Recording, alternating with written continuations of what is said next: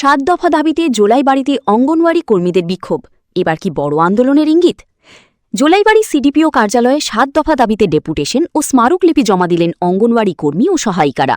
স্থায়ী সরকারি কর্মচারীর মর্যাদা, সমকাজে সমবেতন, অবসরের পর পেনশন ও গ্র্যাচুইটি, মোবাইল ভাতা বৃদ্ধি এবং দীর্ঘদিনের বকেয়া আর্থিক সুবিধা দ্রুত মেটানোর দাবিতে সরব হন আন্দোলনকারীরা। তাঁদের অভিযোগ, সরকারি দায়িত্ব বাড়লেও সেই অনুযায়ী সুযোগ সুবিধা মেলেনি। সিডিপিওর মাধ্যমে সমাজ কল্যাণ দপ্তরের অধিকর্তার কাছে স্মারকলিপি পাঠানো হয়েছে।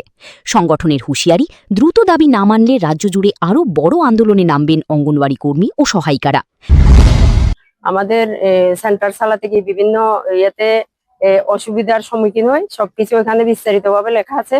এগুলি সরকারের দৃষ্টি আকর্ষণ করার জন্য এবং স্যারে এগুলি এক্সপেক্ট করছেন, তিনি কইছেন এগুলি যথাযথ সময়ে এগুলি পাঠাইবেন।